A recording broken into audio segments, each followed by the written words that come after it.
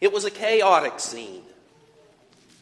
Jerusalem, the temple in Jerusalem about 2,000 years ago, shortly before Passover. People were coming from all around to worship, to celebrate the Passover feast in Jerusalem. And so the temple courts during this time, they were filled with people who were selling animals to be sacrificed. And because people were coming from all around, they also had money changers there to help them with their currency needs. And then this man appears with a homemade whip. He comes in and he starts chasing people out, flipping over tables, dumping money, letting the animals loose. It was chaos. I mean, this man was like a human tornado here, okay? And well, the Jewish leaders, I mean, they were pretty astonished by this. They confronted him and asked him, "Just who do you think you are?" Well, that wasn't exactly what they asked him. We'll get back to that in just a minute. But this is how Jesus makes his first public appearance in the book of John. The cleansing of the temple is recorded by all four gospel writers, but not in the same place. In Matthew, basically in all three of the other gospels, it's near the end of his ministry, just a few days before his death. In Matthew, it's on the day that we often call Palm Sunday, when he entered Jerusalem, the day he entered Jerusalem. In Mark, it's the day after that. Okay, Luke is a little bit less specific. It could have been either of those days, but basically at that same time. In John, it's at the beginning of his ministry, when he first appears publicly. Now, he could have done it twice. That's certainly possible. I don't think he did it 3 times. If you read the Matthew and Mark accounts, it really looks like they're talking about the same events. They just put them in a different order. Okay? But yeah, he could have done it twice. Or maybe John did like Matthew and Mark, put it in a different order, just well before the others. I don't know. And I'm not going to dwell on that. What's important to me here is what John is communicating in his narrative. Okay? And in his narrative, this is how he presents Jesus as introducing himself, cleansing the temple in this way. And that question that the Jewish leaders asked him, okay, it wasn't exactly, "Who are you?" But it's pretty close to it. Okay? So the Jews replied to him, "What sign of authority will you show us for doing these things?" Okay? It's kind of a just who do you think you are kind of question, right? And who Jesus is central to John's gospel. You look ahead to the concluding thought in the next to the last chapter of John. Jesus performed many other signs in the presence of his disciples that are not written in this book. But these are written so that you may believe Jesus is the Messiah, the Son of God, and by believing you may have life in his name. Okay? John wants his readers to know who Jesus was. Okay? That's central to his gospel. And really, it should be central to us as followers of Jesus. We need to know who Jesus is. Right? And even more so, if we're going to be helping others to know who Jesus is, we better know. Right? This is important to all of us. But the exact question that they asked, the wording that they used here, is significant too, in a little bit different way. Okay? They actually asked him, "What sign of authority will you show us for doing these things?" And it's, I think, rather interesting that he didn't show one. Okay? He didn't. He gave some vague reference to his resurrection. Nobody understood it at the time. But he didn't give any kind of a sign showing his authority here. And it's interesting because signs are important in the book of John. John didn't record very many miracles, okay? But he did record 7 signs. And he really wants us to notice that, okay? When he records the first one, he says, this is the first sign. When he records the second one, he says, this is the second sign. Okay, he doesn't do that for all 7, but he figures his readers get the idea here. Okay, he's emphasizing the signs that Jesus performed, and if you count them up, if you don't count his resurrection anyway, you count up the others, you get 7. Okay, 7 in Jewish numerology signified divine completion. Okay, and so we talk about the 7 signs. If you want to include the resurrection, that'd be 8. We usually just count it separately. Okay? Now, I should also say that Jesus did, in John's Gospel, he did occasionally exhibit some supernatural knowledge that is not counted as a sign. This is also made pretty clear because the first time it happens is right before he does the first sign. Okay, and John says this is the first sign. Okay, so what happened before wasn't a sign. All right, so he had the supernatural knowledge that he exhibited occasionally. All right, but Jesus did not perform a sign at the cleansing of the temple.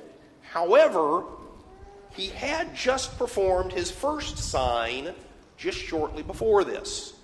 And it makes for, I think, an interesting contrast to look at these back to back. I reversed the order for dramatic effect. But I think it makes an interesting contrast. Let's look at the first sign. The beginning of John chapter 2. On the 3rd day, a wedding took place in Cana of Galilee. Jesus' mother was there, and Jesus and his disciples were invited to the wedding as well. When the wine ran out, Jesus' mother told him, "They don't have any wine." "What has this concern of yours to do with me, woman?" Jesus asked. "My hour has not yet come." I'm going to interrupt the reading for just a moment here. That sounds kind of rude, doesn't it? Doesn't that sound kind of rude for him to be talking to his mother that way? You know, rudeness and politeness are defined culturally. What a culture sees as rude or polite is it's defined by convention of that culture. Okay, and it's my understanding that in that culture, this is how a son would talk to his mother. Okay, he'd call her woman. Okay, seems weird in our culture, but that's the way he did it. Okay, and he's basically just saying, "Oh, what are you coming to me for? I'm not ready to do this," is what it seems like he's saying. Okay, let's read on. "Do whatever he tells you," his mother told the servants. Now, 6 stone water jars had been set there for Jewish purification. Each contained 20 or 30 gallons. "Fill the jars with water," Jesus told them. So they filled them to the brim. Then he said to them, "Now draw out some and take it to the chief servant." And they did. When the chief servant tasted the water, after it had become wine, he did not know where it came from, though the servants who had drawn the water knew. He called the groom and told him, "Everyone sets out the fine wine first. Then, after people have drunk freely, the inferior. But you have kept the fine wine until now." Jesus performed this first sign in Cana of Galilee. He displayed his glory, and his disciples believed in him. A number of contrasts between this first sign and then the chaos that follows. Okay? He cleared the temple in Jerusalem, basically the center of Jewish life. Okay? This is in this little village called Cana. We're not even completely sure where that was. Okay? His clearing the temple was very public, right? Not really very many people even knew Jesus did this sign. Okay? The servants knew, the disciples apparently knew, Okay, but this was a lot more private. And, I mean, it apparently wasn't even planned. Whereas we would guess that Jesus had planned, perhaps, I guess it doesn't say, but he may well have planned what he was going to do in the temple. But it also presents two different sides of Jesus. And I think some of us have trouble with keeping both sides of Jesus in our minds and in our understanding. Some of us have trouble with the angry Jesus. I mean, we'd rather see the clearing of the temple as something like this. An emotionless Jesus asking people to leave. You know, flipping a table here and there for dramatic effect or something. Okay, well, that's really not what it was. Okay, he was angry. He was upset with these people for interfering with people coming to God. Okay, this is where people came to worship, not to sell. Okay? He was angry with this. Likewise, I think some of us have difficulty with the party Jesus. You may have even been bothered by my use of that phrase. Some of us might prefer a scene something like this. Well, they look like they're having fun, don't they? I've got a number of problems with this picture. I'll come back to that a little bit later. But it's a wedding. It's a celebration. Not only was there drinking going on here, there was most likely music and dancing. Okay, this was a party. And I think some of us would be more comfortable when they ran out of wine if Jesus had just said, well, you know, you've had enough to drink. You ought to go home and pray or repent or something. Not what Jesus did. Some have even tried to make the argument that this wasn't even wine we're talking about. It was just grape juice, non-alcoholic. That's a pretty hard argument to make. All right, I mean, it doesn't really even fit the text. All right, I mean, look at the reaction of the chief servant in verse 10. Everyone sets out the fine wine first. Then, after people have drunk freely, all this grape juice, right? After people have drunk freely, the inferior. But you have kept the fine wine until now. Okay? We just need to reconcile ourselves with the fact that Jesus not only made wine, he drank it too. This is corroborated by the other Gospels. For example, in Matthew, this is Jesus speaking. He says, "For John did not come eating or drinking, and they say, he has a demon." John didn't drink, and they said he has a demon. "The Son of Man came eating and drinking," eating and drinking, "and they say, look, a glutton and a drunkard, a friend of tax collectors and sinners." Now, I don't think Jesus was a drunkard, but I mean, there was some behavior that they based this comment on. All right? Okay. What we read in chapter 2 ends with a statement that Jesus displayed his glory and his disciples believed in him. What I want to do as we look carefully at this passage is to ask the question, just how did Jesus display his glory in this first sign? I think that's really what we need to be focusing on as we look at the signs. What was the purpose? What is John trying to tell us through these signs? Okay? And so the first observation that I'll make is this showed that Jesus is Lord of creation. This was an act of creation, right? Creating the wine. And it fits the context of John's Gospel. If we go back to the very beginning, verse 3 of chapter 1, all things were created through him, speaking of Jesus. And apart from him, not one thing was created that has been created. Okay? He's describing the Lord of creation. This sign was demonstrating that. Okay? Another observation that we could make is this is a little bit different kind of creation than what we read back in the first chapter of Genesis. Okay? In the first chapter of Genesis, God spoke the universe into reality. Okay? That's not exactly what Jesus did here. He transformed water into wine. And that could very well be symbolic of the transformation that he makes in people. Okay? It's quite a dramatic transformation. Transforming ordinary water into wine. Right? If we look ahead just a little bit in John into chapter 3, we can see him talking about a transformation. This is in his conversation with Nicodemus. I'll just read a part of the conversation. Jesus replied, "I assure you, unless someone is born again, he cannot see the kingdom of God." "But how can anyone be born when he is old?" Nicodemus asked him. "Can he enter his mother's womb a second time and be born?" Jesus answered, "I assure you, unless someone is born of water and the Spirit, he cannot enter the kingdom of God. Whatever is born of the flesh is flesh, and whatever is born of the Spirit is spirit.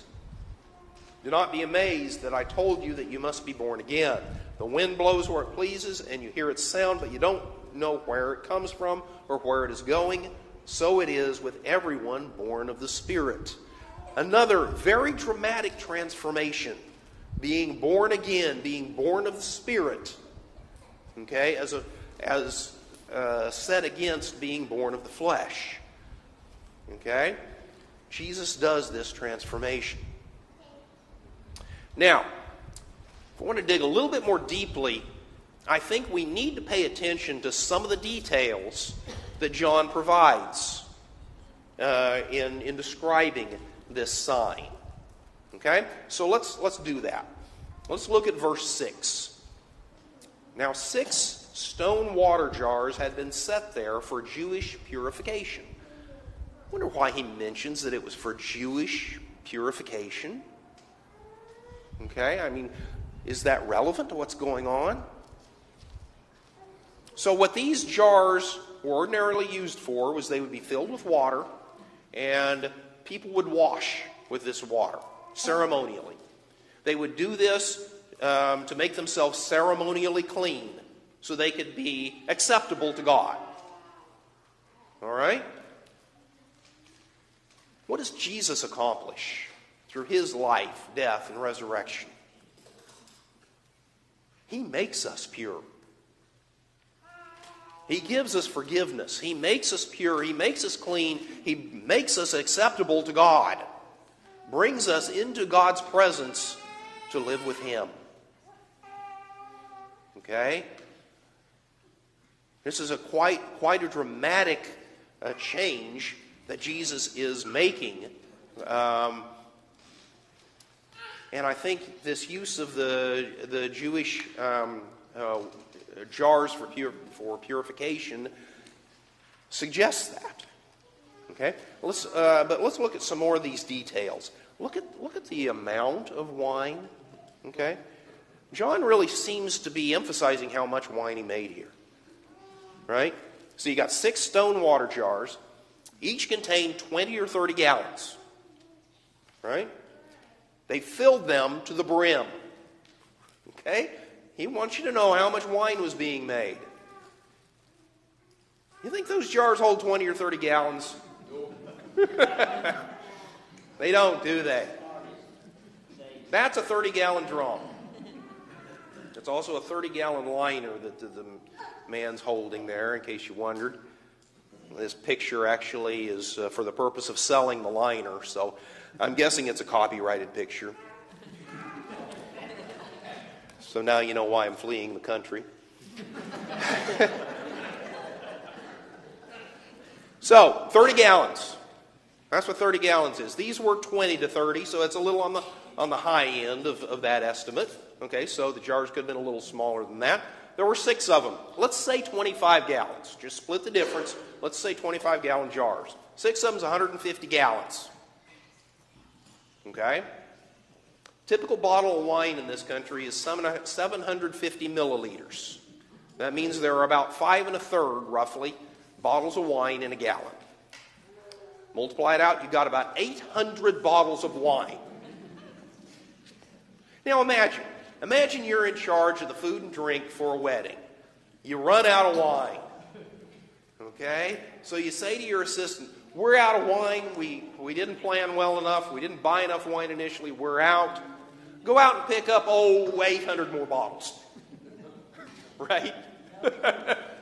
This is a lot of wine. I think Jesus wanted to make sure they didn't run out. Okay? They've got plenty at this point. It kind of reminds me of something that's said in John chapter 10. I have come so that they may have life and have it in abundance.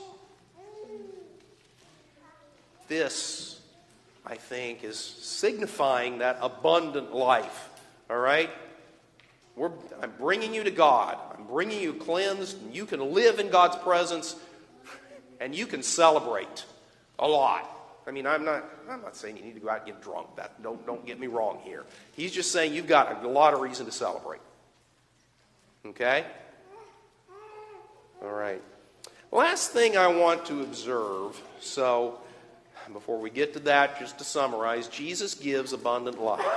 Okay? The last thing I want to observe, I want to ask a question. What did Jesus actually do? If you think about it, he really didn't do anything here, did he? I mean, aside from the fact that it wouldn't have happened if he hadn't been there. Right? I mean, the servants did everything. His mother told them to do whatever he tells you, and they did. He tells them to fill the water jars, so they filled the water jars. He tells them to draw it out, take it to the chief servant, they did. They did all the work. But of course, I don't think it makes a lot of sense to say that they turned the water into wine. But I suppose in some sense you could. Because this is the sort of thing that happens if we do what his mother said here. Do whatever Jesus tells you. Jesus can work pretty powerfully if you do that. It may look like you're doing it, but it's Jesus that's giving the power.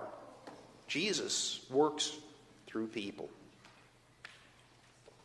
So, to conclude, Jesus is Lord of creation. Is he your Lord? You're part of his creation. He created you.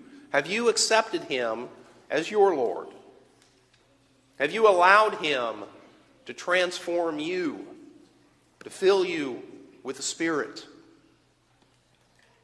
to give you this abundant life that he's promised? Do you allow Jesus to work through you? If not, what better time than this morning? If you would like to become a follower of Jesus, we can baptize you this morning. If you have any other needs, we invite you to come as we stand and as we sing.